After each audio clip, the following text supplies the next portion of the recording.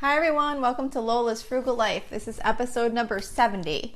Today I'm going to be doing a monthly grocery haul budget recap. So please stick around for a few quick words from our sponsor and we'll get right into the episode. Okay everyone, so this is going to be a new format that I'm trying out on my grocery haul episodes. If you had listened to any of the grocery haul episodes before, what I had been doing was every single week after I did my grocery shopping, I would report back to you guys what I got and how it compared to my weekly budget. And I felt like it might have been getting too repetitive because I often buy the same types of things every single week, and I wasn't sure if it was going to be that helpful to anyone to continue to just do it weekly. If you liked the weekly format better, then please just reach out to me and let me know. But what I'm trying now is I'm doing a recap of the last 4 weeks. So basically, over the last 4 weeks, I've been tracking each of my grocery, what I've spent on groceries each time I shopped over the last 4 weeks. And I set it up on a spreadsheet, which I actually think is really great because this is going to be really useful to me, I think. So it was really kind of cool to do. I needed a mechanism, obviously, to track what I spent so that I could report back at the end of the, at the end of the 4 weeks, so I could report back on the show. And I wanted to have it a little bit more detailed than just saying I spent this much over the last 4 weeks and how did it compare to the budget. So I didn't want just the totals, I wanted some detail. So I wound up setting up a spreadsheet where I basically have everything categorized by like meat, frozen foods, produce, dairy, bread, pasta, rice, cereal, snacks. I think that's probably, hold on, I'm trying to get to because I printed out my spreadsheet. And then I just have a miscellaneous category, which I'll probably wind up further separating out as I kind of see what I purchase over time. So under each category, I listed kind of like what it was. And then I have columns going across the spreadsheet that have the date and the store. So like if you've listened before, I always do Aldi and BJ's for the most part. Once in a while, I'll stop in our ShopRite and look at our clearance items and see if I can get anything there before I get our other items. Sometimes, what I used to do is I'd go into ShopRite, and if they had some meat or something really good on clearance, I would get that, and then I would swap it out for something else that we were maybe going to have during the week. Like, I don't know, say if they had some type of steak on sale, like really inexpensive, and we were going to do hamburgers, so then I'd be like, okay, I'm not going to buy the hamburgers now because I'm going to get this meat that's on clearance this week instead. But when coronavirus hit, I kind of had stopped doing that just because I was kind of limiting what stores I was going to, and they didn't always have a lot of good stuff anymore, and it just kind of changed everything. So I might get back into that routine again at some point, but right now I've just been doing Aldi and BJ's. I go to Aldi first and get everything I can there, and then there's a few things that I always get at BJ's, so then I run, thankfully for me, it's right across the street. I run across the street, go to BJ's, fill up my car with gas for the week, and I have my whole little routine. Now, I do have to say that Aldi has a major impact on my grocery budget. My grocery budget, which I haven't mentioned that yet, I should have mentioned that sooner. Our budget is $150 a week, and that's for a family of 5. And it's basically like 5 adults. We have the 2 of us, me and my husband, and then we have 3 kids, but they're all, they're from ages 14 to 19. So they basically eat like adults. So 5 adults we're feeding for $150 a week. That's the budget. I always really struggled with the budget until I discovered Aldi. I had this weird impression of it. I always thought it was going to be kind of I don't know. I just thought the stuff wouldn't be good quality, and I don't know. I just had a bad impression of the store before I had ever actually gone there. And then one of my friends had told me about it, and I started shopping there, and it's made a huge, huge impact on our budget for our groceries because some of the items there, especially their store brands, are so much lower price than anywhere else that I've ever seen. So if you have an Aldi and you haven't shopped there, I would suggest giving it a try at least. Maybe you'll like it, maybe you won't, but it's worth a try. Or if you have other discount stores in your area. And if not, then, do the best that you can with what you have, store brands and things like that, if you're really trying to stick to a tight budget. So it's kind of interesting though, now that I can see like what I've spent over 4 weeks for each of the items that I purchased. So like, for example, now this is 4 weeks worth of groceries, so I'm not going to read you the entire haul. I'll highlight some of the things that I bought. But like, for example, I bought chicken breast 4 times this week. So I bought, I'm guessing it was about about 10 pounds. About 5 pounds each time I purchased it. So in total, I spent about $40. I spent about $38 on 4 packages of chicken breast, like fresh chicken breast, over the course of the last 4 weeks.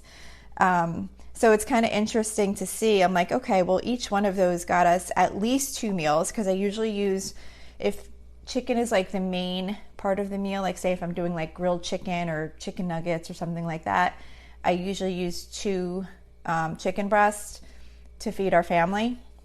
But if I'm doing something like Chipotle night or something where we're maybe just adding like shredded chicken to something, then I just use 1. So each of these packages had 4 chicken breasts in it. So I definitely got, at the very least, 2 meals out of it, probably more. So I figure, wow, that's great. That was like only $38. Where if I look at frozen shrimp, we got that 3 times this month, and it cost $50. And each one of those bags of frozen shrimp, we got 1 meal out of. So this, I think, is actually going to be a really great tool for me to kind of see like how much I'm spending on different item types and to kind of get a better idea of how much it's costing. And it was kind of cool too, because you can see if the price changes on the item also, because you have like this history of the items going across each week, you know. And I feel like you buy the same items a lot over and over, you know, every week you might buy a lot of the same similar items.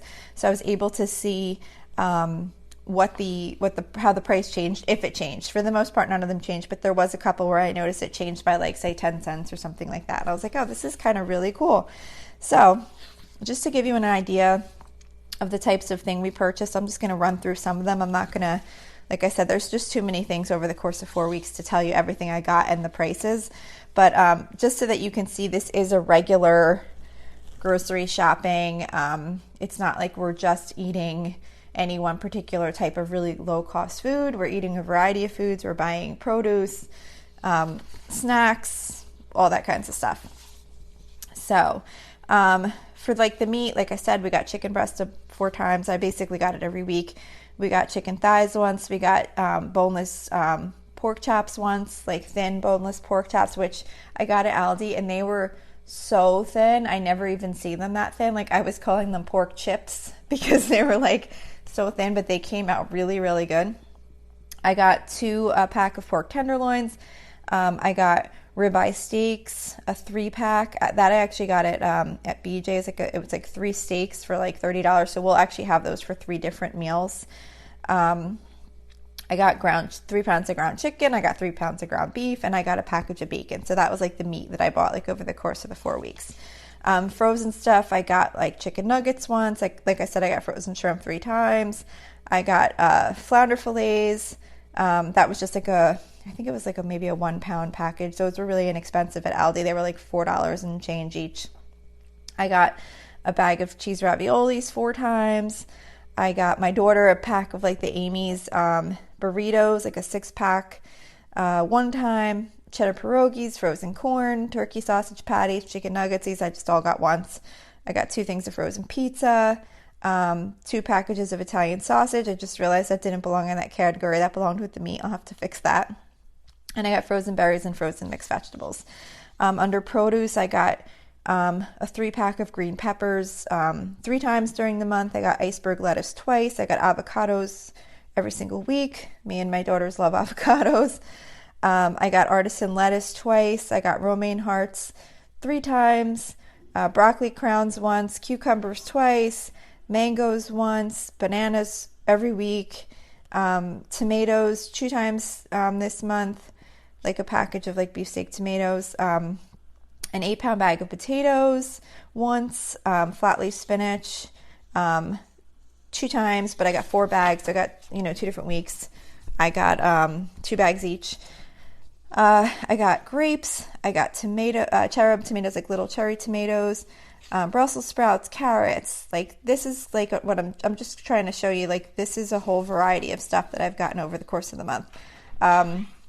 Shredded mozzarella, shredded cheddar, coffee creamer. We got every week, usually 1 container, sometimes 2. Yogurt I get every single week. I get the one from Aldi that's really inexpensive, and it's really, really good. It's like their version of the Chobani yogurt. I got their butter sticks at Aldi, like the 4-pack of butter twice. I got eggs, sour cream, almond milk. I got fresh mozzarella 2 times.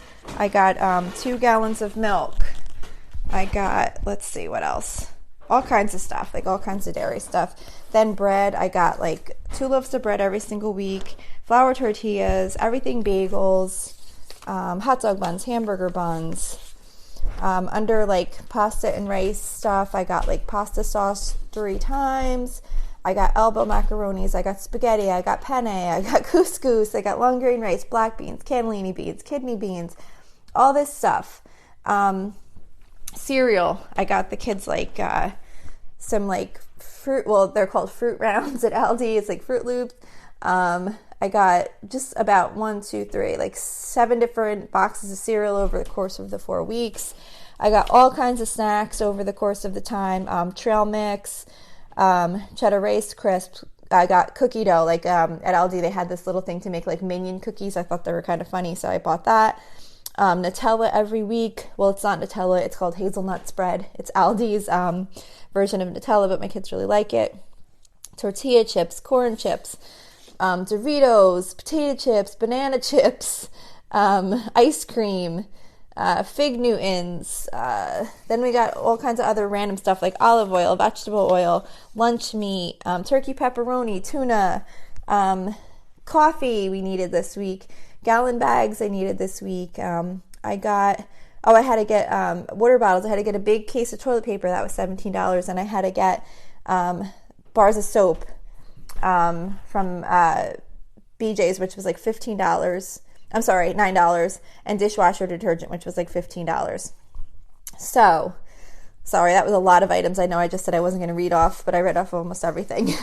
But I just want you to see this is like a very broad, regular grocery shopping. I do it once a week, and the $150 a week budget. So our total, okay, I do have to say one caveat in this total. I minused out $15 from my total for the month. And the reason why is I did something really, really stupid where when I was putting my food away in my freezer, one of the weeks, somehow, like I sometimes I'll kind of like rest some of the food like on top of my dryer because the chest freezer is right next to the dryer. And then I like sit there and I put it away. Well, somehow a ribeye steak that I bought, this was not the 3-pack at BJ's. This was the first time I bought ribeye steak in the month. I bought it from Aldi and I bought 1 steak. Somehow it slipped behind, I don't even understand how this happened, but it slipped behind my laundry detergent and I didn't see it. And a couple days later I saw it there. It was $15 for that steak. And I almost wanted to die. First of all, I hate wasting food. Like, it kills me to waste food. We use up like all of our leftovers as much as we possibly can. I hate wasting food and I hate wasting money on top of it. So, yeah, it killed me and I had to throw that steak out. And that was why I wound up buying another package of steaks at BJ's, because when I went back to Aldi, they didn't have any of the steak anymore. So then I had already had it on my menu plan and I didn't really want to change things up because I couldn't really find anything that was going to be a good replacement for that day. So I wound up buying a 3-pack of steaks at Aldi, which was at BJ's, which was like $30. So out of my grand total, I'm minusing out the $15 that I spent on that steak that I had to throw away because I didn't think it was fair to count that against myself for my grocery budget, since it was a mistake and I wouldn't have bought that again if I didn't do that terrible thing and somehow not see it and have to throw it out. But I did include the $30 for the other steaks that I bought, which included the replacement for it. and the other 2 that I wasn't originally intending on buying that we'll use for meals in the future. So I did minus out that $15 for the first steak that I had to throw away. So with that being said, my grand total for the 4 weeks of the month was $626.31, which averages out to $156.58 each week. So a little bit over, but not bad. I don't think that's bad at all. I was really happy with that. I think that's pretty close. And I got a ton of stuff, and I was here and there. I was getting a few extra things for the kids, special little snacks, stuff like that, little drink mixes for the water if they wanted to have something special. So I definitely got a good variety of stuff. So that's my grocery haul budget update.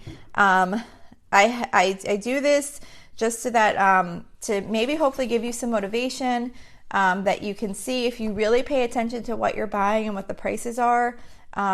You can definitely come in with a pretty low grocery budget for your family. Of course, like I said, depending on if you have the stores that you can buy lower price stuff at. If you're stuck in an area where it's just all high price stores, then yes, it's going to be challenging.